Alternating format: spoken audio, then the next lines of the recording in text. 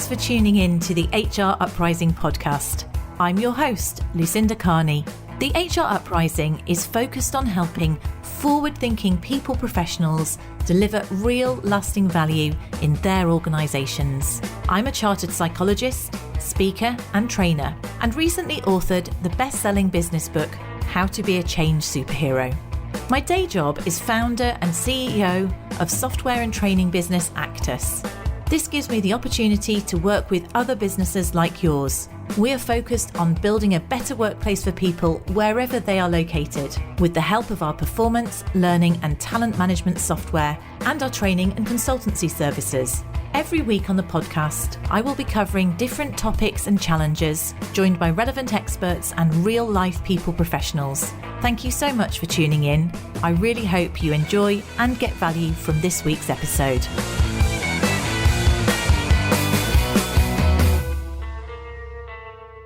Just a reminder, if you're interested in working with me on our forthcoming Change Superhero virtual training program, then you can get more information about this if you just go and take a look at hruprising.com.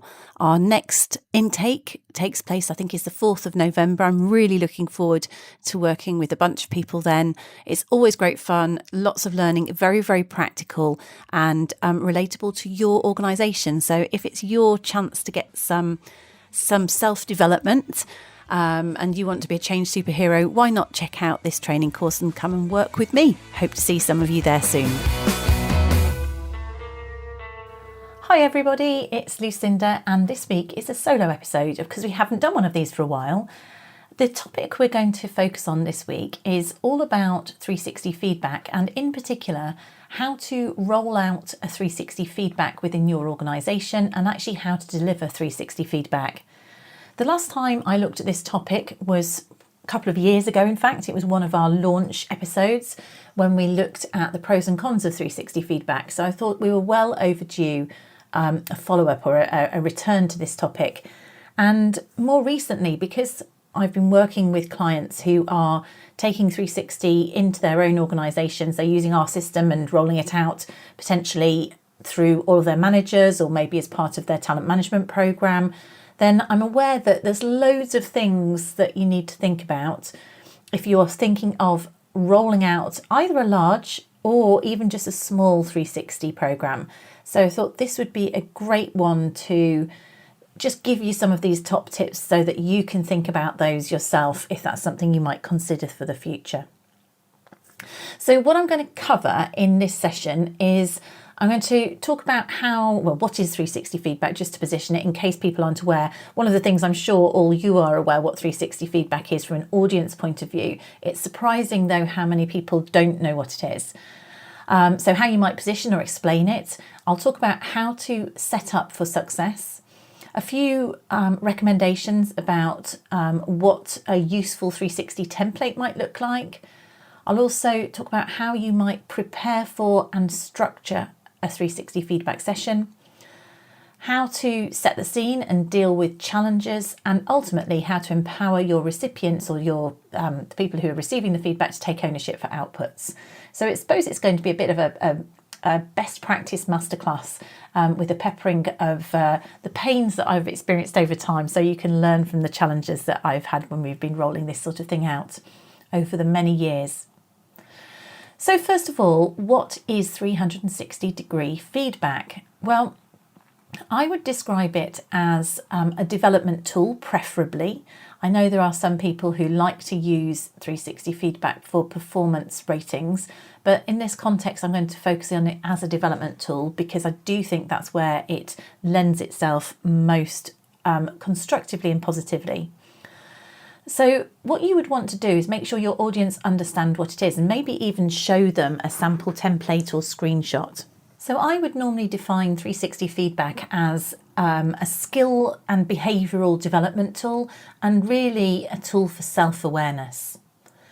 Usually you'd find that the feedback comes in the form of some sort of report which will include quantitative, graphical, and qualitative, as in descriptive, feedback against an individual's behaviours or performance. And those will be against specific criteria, depending on whatever it is the purpose of it is. And that's something to think about. If you are going to deliver it, think, what is the purpose of that feedback? In terms of the sources, this is what's sometimes misunderstood, actually. So the term 360-degree feedback comes from the idea that you're getting feedback from a range of sources. So if you are an individual, you would be getting feedback from your manager, maybe from your peers or colleagues or customers, and below you from your direct reports. So that, if you think about it, is above you, to the side of you, and below you. And that's why they use the term 360 feedback. If you are giving feedback to somebody who doesn't have direct reports, for example, then it's more of a survey feedback, I guess, in terms of that. And you still might use that term, but it's just that's where this term comes from. It's sometimes misunderstood. I would say that it's really important when you set up a 360 feedback to make sure that those who provide feedback, their responses are anonymised as much as possible.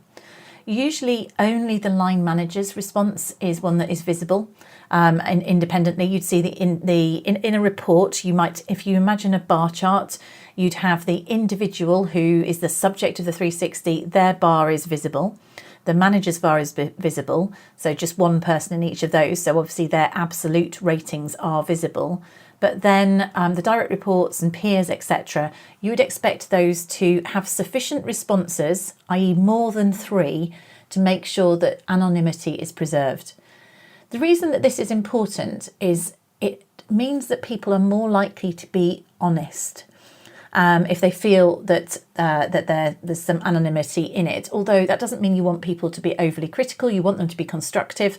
So the messaging that you put around any 360 program is really, really important. Nevertheless, I would always say, do try and make sure that responses are anonymised and people realise that that's the case. Equally, make sure that the line manager realise that there isn't anonymised. Often you'd also have qualitative feedback, the comments, those would not necessarily have attributions or name attributions. Our system doesn't do that. We tend not to attribute, although there are some people who like to have names next to it. But we've found that you get much more honesty if people feel that they can say constructively how they really view someone's behaviour. So the purpose of it is to give people an objective insight into how they're currently perceived and where their strengths lie and any development areas. And it's an incredibly powerful tool for self-awareness, particularly if coupled with a one-to-one feedback session. I would generally say, don't roll out 360 feedback in your organisation unless you can afford to invest in one-to-one feedback. That doesn't have to be by externals, but you may want to look internally at your HR, your L&D audience, and do some sort of train the trainer program so that they're all delivering that feedback in an objective way, and then you can roll it out quite effectively internally. It's also a really good way to build closer relationships with, if you're an HR team, because you can put more of a development hat on, so you can build really great relationships through doing it. But do make sure that you've got the confidence and the skills to do it in the first place. So that's a little bit about what 360 feedback is, in case you didn't know. The reason I think it's worth emphasising that here is if you are rolling 360 out in your organisation, lots of people have heard of 360, but they don't necessarily understand what it is. So I would make sure that you communicate what the 360 is to people so that they do understand it in the words that I've shared with you. Incidentally, I'm going to put these Train the Trainer slides on the website, so you'll be able to download these if you want to get a look at this and use this sort of information to build something internally for you.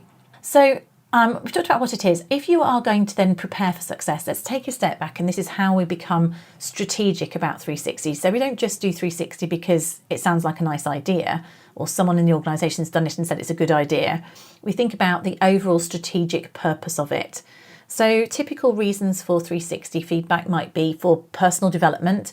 So particularly for more senior people in an organisation who've maybe been through all the typical training courses, they want more personalised development, and that's where 360 feedback's really, really useful. It could be something where you want it to be part of a gateway for career progression. So it might be a more objective way of judging people if you're in a professional services firm and you've got aspiring partners. It could be a more fair way of assessing that. It could be something where people are applying for a specific management role, want to demonstrate they're ready for a specific type of management role. So you could look at it in that situation. The other area might be more broadly if you want to embed values more thoroughly in your organisation, for example. So it might be something where you're looking at your values, and so you've got a questionnaire based on this. Now, the point of this really is think of the purpose of your 360 and make sure that the questions align with that. So clearly, if it's a gateway to career progression, the questions or the behaviours that you are evaluating performance against will relate to the aspirational behaviours of that next level of manager. If it's something which is about your values, clearly the questions are about your values. You do want to think about, if you've got a system that allows you to build your own templates, then you do want to think about making sure that you only ask you don't mix multiple purposes in one template. So have a straight values one, or have a straight 360 for, I've got one for change management, for example, on our change management course, or have one for the partner 360. So you can have different templates, different purposes. And in a moment, I'll talk about tips for building a good 360 template. Then once you decided strategically what the purpose of your 360 is, or what it's going to be, think about how you want to manage it in your organisation. So, for example, consider what are the levels of confidentiality? Is it such that only the individual and the feedback giver will see the report? Is it the case that only the individual and the feedback giver will see the report initially, but then the line manager would potentially see it? Is it something that's completely confidential, or is it something that's visible to line manager? The most common approach I do find is that it is personal to the individual and the feedback giver, but then you encourage the individual to go and talk to their line manager and share that feedback with them.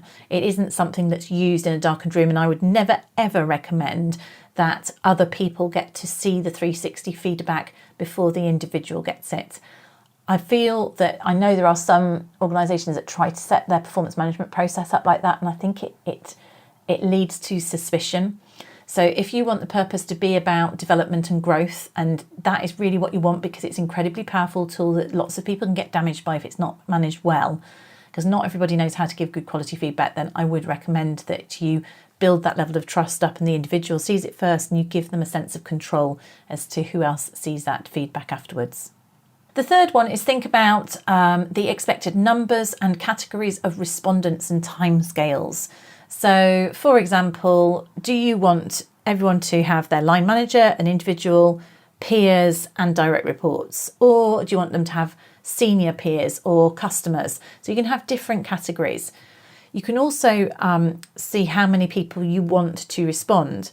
As I said to earlier, if you want to preserve anonymity, you need to make sure there's a minimum of 3 respondents in any one category, and potentially you amalgamate categories, or your system allows you to amalgamate categories if there is less than 3.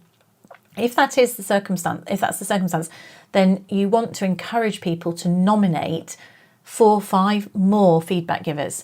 I would say ideally get people to nominate 5 or 6 people in a category. You don't want overkill either. The reason you don't want them to nominate 15 people in a category is that then becomes almost too dilute. It also means that too many people in your organisation will be asked for feedback typically at the same time. So this is a point to also note, is where possible, manage your feedback. If you're going to do series of feedback, stagger it over time or in cohorts, so that you don't have everybody being asked to give feedback on everybody, because you do find there's quite a workload that is imposed on often the more senior people, as everybody wants a bit of feedback from them. So just be realistic. If you're rolling out a program of 360 feedback, can you phase it so that you don't have hundreds of people requesting for feedback at the same time, because that just leads to poor quality feedback, and people get a bit jaundiced about it. Also be clear about the timescales. So I would recommend usually you'd have about 4 categories: manager, individual, peer and direct report. And you would give people 3 weeks to respond, because most people are only on holiday for 2 weeks maximum. So 3 weeks to respond. Allow yourself a week to chase people, because lots of people miss their deadlines, and then you could schedule your feedback in that 5th or 6th week from initiating your 360. So typically you could do things, if you wanted to roll out a series of cohorts, you could do them in 6-week cycles. That's realistic. And then my 4th point in terms of preparing for success is just be alert to the fact that giving and receiving feedback can make some people very nervous. So be prepared to, or in fact, prepare some communication up front for people so that they understand what's expected. Make sure that you give more information when you're inviting people to give feedback. Say it needs to be constructive. Educate people as to what good quality feedback looks like. The whole message, it's been shown by neuroscience that actually saying, can I give you some feedback to people, actually provides them with the fight or flight response. So it does make people nervous. So just be aware and deal with this with sensitivity. And that's why actually I'm recording this podcast, because I think it's so important to think strategically about how to position something. Don't just jump in, get all of those documents, emails, even brief people as to what to expect. The other thing to think about is if you are rolling something out through your organisation, is potentially start at the top and go down with it. And the reason that that's helpful is that then those managers have had feedback themselves. So when they are requesting, when their direct reports request their feedback, they've got that little bit more sensitivity and self-awareness about the situation, and they're probably going to give better quality feedback as a result because they understand the process. So that's my preparing for success. So think about the purpose of it and make sure that the questions align with the purpose. Make sure you're clear on the actual process, the levels of confidentiality, and how feedback's going to be clear and consistent.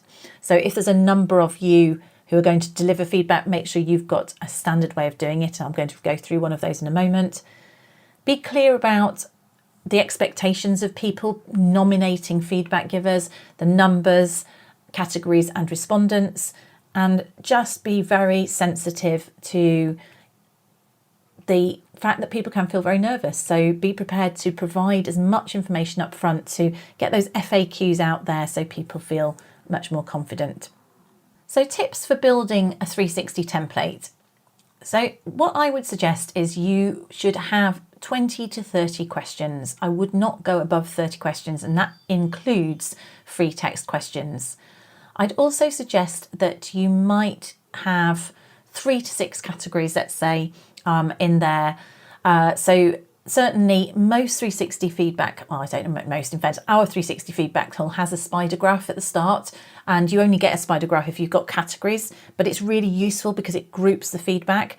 So if you've got 5 categories, then you get a pentagon spider graph, and that essentially helps you look at the sort of chunked up view as to whether or not the individual is rating themselves significantly higher or lower than their subjects. You then get the detail below it in terms of the rest of the reporting. I would recommend, if you are categorising, that you have a free text comment box after each category. It doesn't need to be complex, but just something along those lines. It says, please give further information to substantiate your answer, or just any further comments on this category. It's therefore optional for people to complete it. But what you sometimes find is that individuals, they don't really understand what the feedback's telling them. They're a bit surprised that their managers rated them a certain level or a rating, and the rating itself doesn't tell you anywhere near as much as the comments. What you will find if you're starting to roll out 360 for the first time is quite often people don't put many comments, but sometimes they don't trust the whole process. They think that you actually know who's done what. So you can understand quite a lot about the level of trust in your organisation based on how many comments they give you. But I would say if you can have that free text comment box, that will often give you the context that someone was answering in, so it really does help. When you are putting your questions in, try really hard to make sure that you are only asking one question at a time. So you've probably all experienced it with things like engagement surveys, but if you want to understand someone's communication skills and you want to understand, you might want to split that out into asking questions and listening, as opposed to asks great questions, listens effectively without interruption. If you have multiple behaviours in one statement, it can become more challenging to understand what the feedback is giving you, because someone might have marked, you might be a great listener, but have a tendency to interrupt or whatever. The point is that if you've got multiple statements, it's hard to drill into where the development area is or where the true strength is. Also, try to make sure that your statements are behavioural, so they're observable behavioural statements rather than value judgments. So you wouldn't say is a good listener. You might say, demonstrates active listening skills, nods their head, makes eye contact when listening to others. Those sort of behavioural statements as opposed to good or great. If you are defining the ratings in there, think about the ratings. Now, the thing with ratings in 360 is sometimes we end up with too many of them, where people have got ones like, what's the difference between sometimes and occasionally demonstrates? I mean, are they the same or are they subtly different? Usually if it's on a scale, which it will be, it's not so difficult, but people can feel a bit confused in terms of terminology. So be aware of that, don't overcomplicate it. Also, don't worry too much about that whole idea of the mid-centric, where people often worry in surveys that people tend to go for the midpoint. I don't generally find that happening on 360, because usually people are being positive and it's only the relativity of the positivity. Hopefully they don't use the ones and twos very often, because usually it's about how much of a positive behaviour do people demonstrate. And actually that in itself is a good point. Think about the way your questions are worded and generally make sure that you are seeking out positive indications of a behaviour. Otherwise it's quite confusing, because if you ask for positive indications, so you're looking for the further right the responses are, the better, and then later on you have a question which is worded in the way it's looking for the inverse or the negative, that actually lower scores are better, that's going to be confusing in terms of getting the feedback in the report and to feedback givers. So generally make sure that the further right, if you like, more of is a good thing in terms of the questions you're asking.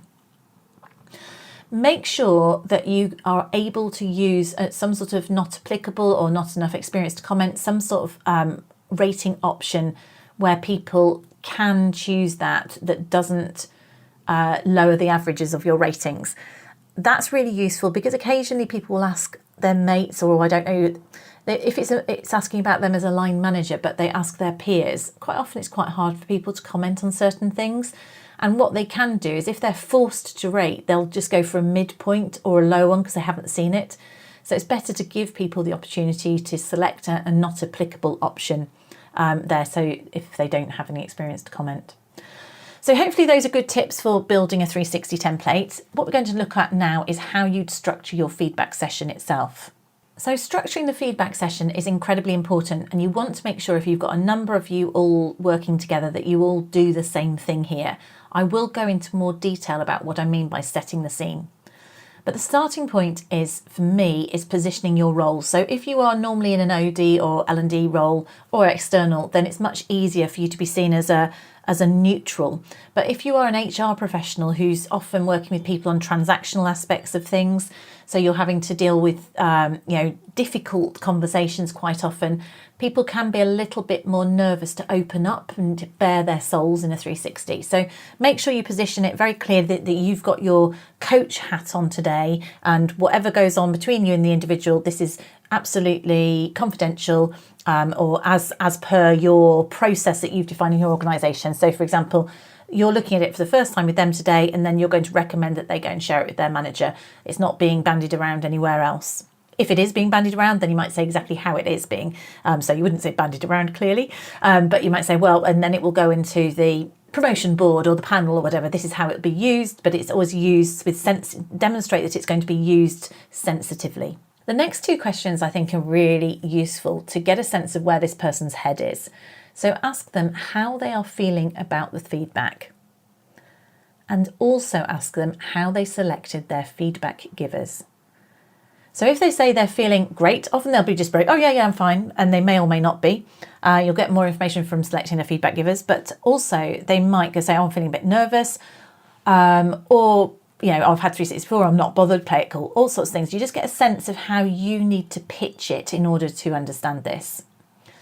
Then if you want to think how they select their feedback givers, The reason this is quite useful is that if you do get some peculiar feedback later, then that's quite helpful. It also gives you an idea of actually how confident that person is, because sometimes they'll say, oh, well, yeah, I just went for whoever my managers were. You can work out, have they just invited their mates to respond? Or sometimes they'll say, do you know, I went out to some of my more difficult people and I really wanted to know what they think. If they've gone down that difficult road, you know then that if there is some feedback which is tricky, that's fine, because they're kind of looking for it. So you don't need to be as sensitive as you might if you think, oh, they've been quite nervous. They're obviously nervous and they've just asked their mates to comment. So if something comes through they don't like, you're going to have to manage it a little bit more sensitively. Whatever they've done, whatever you take from this is where you've just got to use your intuition, your empathy and your natural coaching skills, manage their expectations or concerns and go on to set the scene. And I'll talk to you about setting the scene in a moment. Then when you've gone through setting the scene, you've gone through into the actual report itself, you want to look for themes. So it's not getting hung up on every single question. I would go through at a reasonable pace and then look for themes against each category. Once you've found some themes, ask people, particularly if they're unsure as to why there's a statement in there, they don't understand why it's been given to them, then ask them to reflect which behaviours or what behaviours they might have demonstrated that might have generated that feedback. So give them to think about what it was that they might have done or said at any point in time that might have let somebody say that. Find out areas that they might want more feedback on. So it might be, for example, that they've rated themselves as being really strong at setting expectations, but it turns out that their direct reports have evaluated them as moderately strong. So what they might want to go and say, actually, go to their team and say, tell me, what do you want from me in terms of setting expectations? How can I be better at that? So they might want to go and get more information on that to be better. So be even better at a strength. So it's not necessarily negative. Once they've done that, they've thought about the ideas they want to get. So they know what behaviours they demonstrated. Well, they've reflected on behaviours they might have demonstrated. They've thought about where they want more feedback. Then you need to agree key actions and next steps. And this is where you coach them to take responsibility for them and to agree how they're going to take things forward. And I'll talk a little bit more in a moment about that. So I said I'd tell you how to set the scene, because this is really critical. Whenever I do a 360 feedback, it doesn't matter whether they've had 360 before, it doesn't matter whether it's a glowing report or a terrible report. I always go through the same key points in terms of setting the scene. And if you think about it, it's a bit like ground rules or a policy even. It's just about setting expectations at the start. So should you later have to rely on one of these points, people are much more likely to hear them from you than if you use them later. So for example, if somebody perceives a particular rating as being very, very low and very, very critical, they will focus in on that often and really take that to heart. And if you're able to set the expectations up front as to how people might rate, in terms of the fact that some people rate naturally high or low and may end up as outliers, then that makes it much more likely that that's going to help them, because they heard you say it before rather than in response to trying to make them feel better during the feedback delivery. So setting the scene, I would always say that what they always need to be aware of is that feedback is subjective. So by nature, feedback is subjective. That's why it's so interesting, but it is subjective to the individual who is giving it, and it might say as much about them as it does about you. So if somebody could be very, very critical, and that might not be anything that you're doing wrong, it might just be their issue. So they just need to be aware that it isn't objective fact necessarily, it's subjective fact, and it's somebody's perception. The other thing to be aware of that with anything where it's subjective, it also represents a snapshot in time. So it could therefore be distorted positively or negatively by a specific experience. So, if you've just had a blazing row with somebody, and then ask them to complete your feedback, they might be a little bit less positive than they would have otherwise. As with any feedback, it's emphasising the fact that it's not an evaluation of your worth as a person, it's merely a reflection of behaviours and how they are being interpreted or perceived by others. That doesn't mean it's not incredibly valuable, it is, because when you understand how you're being perceived, you can choose to change your behaviour should you wish. But equally, you can choose to carry on behaving that way. So there's nothing saying you have to change, it's just it's just feedback. As I alluded to earlier, some people do naturally rate high or low, and this is particularly tricky if it's line managers because they stand out on a report normally. But I will usually say, remember like you had the teacher at school, some teachers were naturally positive markers and some were much more critical markers. With that in mind, it's less about the absolute scores and more about the pattern of scores is what you want to focus people on. And really, again, emphasising it's purely information that people can use if it benefits them or discard if it's not useful. Other points that I would also emphasise during setup is to get people to avoid searching out or focusing in on negatives. It's a human nature way of almost discarding 90% of positives and drilling into the 5 or 10% which are a little bit critical. So really try it's your job as a coach to make sure it's balanced for people. Make sure that people feel that development areas aren't negative, but they could actually just be about building on strengths. So how could you be even better? Where there's a gap, it's like you think you're pretty good at something, but how could I be amazing at it? As I said before, absolute scores are less important than patterns, and try to stop people from getting preoccupied with who wrote what.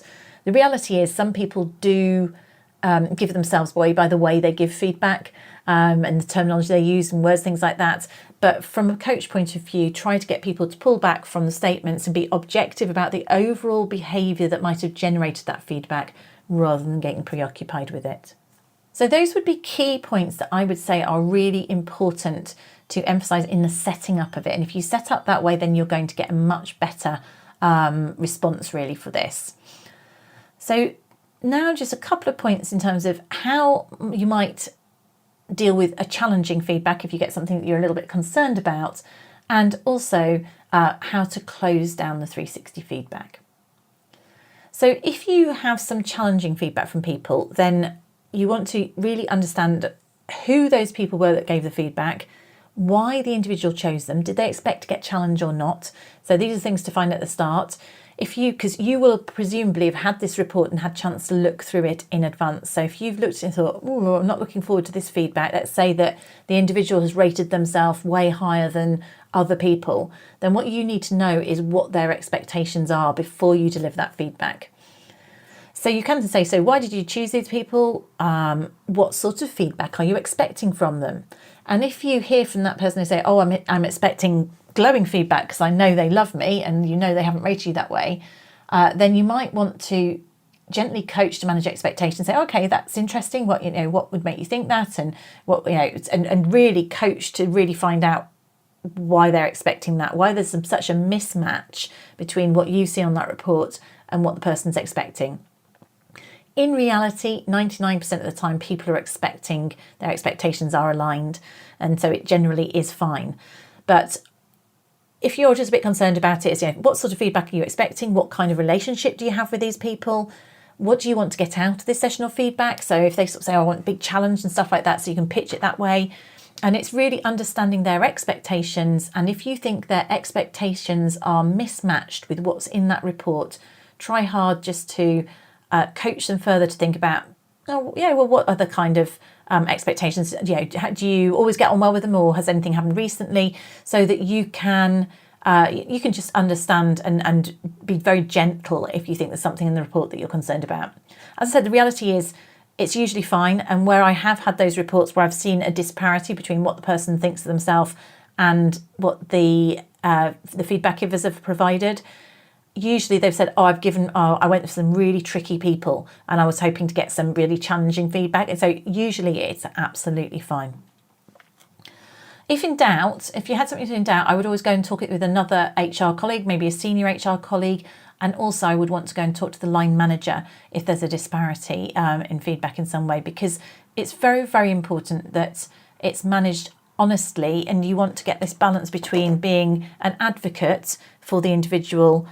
You don't want to collude with them in terms of thinking their own perception is accurate necessarily. You want them to have but equally, if there is something going on where somebody's making a point which may or may not be fair, you want to support the person you're providing the feedback to. So it does require some careful skills. So finally, how might you follow receipt of the 360 training in terms of recommendations? So once you've done the 360, I'd usually say allow 45 minutes to an hour for 360. You want a good 10 minutes to set the scene and manage any expectations, and maybe a little bit longer if it's a bit more complex. Then you want to go through the report, maybe at a high level initially, then drill into the coaching around development areas, etc. Then I would agree with people, and you would agree with this up front in terms of your process, let them know that you'll go all the way through it, and then you'll be looking for them to identify some strengths and development areas. I would tell them to say, don't expect them to take everything from the report. Go and say, right, of all the information you've taken here, what 2 strengths are you most pleased with that you want to build on? And what 2 development areas would you like to develop, and how might you do that? And you could do some development coaching, and you can capture development actions if you're going to do that. So that's how I would always close it, is draw it to a conclusion, take it from being very broad to being quite specific in terms of 2 to 4 development actions, whether it's developing a strength or developing a weakness. I then recommend that people would thank their contributors in person or by email for taking the time to contribute, because often in an organisation, as you start out with 360 feedback, people are really nervous and anxious about it. So this is about reinforcing the fact that people have put the time in to give good quality feedback. So it's great if you can get them to send an email out saying, thank you very much for contributing to my 360 feedback. These are the areas that I'm going to be developing. I really appreciate you taking the time. So if you can get them to do that, it's really good practice. I would also say it's great if you can encourage them to share their report and development actions with their line manager. And just one thing, this did once happen to me, is make a point of saying that you should never go trying to find out who said what. I did have a sales director once who tried to chase down people and encourage saying who said something about him. So you don't want that. What you want to do, particularly in the context of what we're talking about here, is you're starting to establish 360 perhaps as a regular activity in your organisation. It requires a level of cultural maturity. So all of these things, this setting expectation is really, really important. So hopefully that's been fairly consistent. I know that I've covered quite a lot of process there. So if you want to go back and look at this, I have got a set of slides that you'll be able to download from the usual hruprising.com. You can download them and use them in your own business. But effectively, we've talked about what is 360 feedback. We've talked about how do you prepare for success. I've run through how you might build a good 360 template. We've talked about how you should structure the feedback session and make that consistent between yourself and others who might be providing that feedback. The real importance of setting the scene based on what's in that feedback report, and emphasising key points. And then finally, how to close down that 360 feedback. So I really hope that's been useful to you. Do drop me a line and let me know whether it was useful, and any other solo episodes where I deep dive into a particular topic, let me know, because it takes a little bit of prep to do, but if I know it's useful, then I'm more than happy to do that. Many thanks. I hope you found that episode useful on how to manage a 360 process, and I stopped the recording and then thought, do you know what, I really should let you know, in case you don't know, that Actus do have a 360 tool which we can either run 360 for you as a managed service if you've just got a handful of people, or we can give you a standalone software setup which allows you to run 360 throughout your whole organisation, either for finite amounts or for large volumes. You can have unlimited, and of course I can run train the trainer training for you, which is a mouthful, isn't it? So I felt that probably it's legitimate to offer a plug there. Should you be interested in doing more on 360, we have got the software and the training, so do feel free to get in touch with me directly and talk further about that should you have that need. Thanks again. I really hope you found this week's episode useful and enjoyable. If you did, perhaps you could recommend us to a friend or colleague, or give us a review on your platform of choice. It really helps new listeners to find us. Now you can access links to any of the information mentioned in this show via the website www.hruprising.com. Further free resources are also available at www.actus.co.uk. There you can also find out more about our software and training solutions. Finally, why not join our LinkedIn group, the HR Uprising, to share ideas and collaborate with other like-minded people professionals. Thank you for listening to the HR Uprising podcast.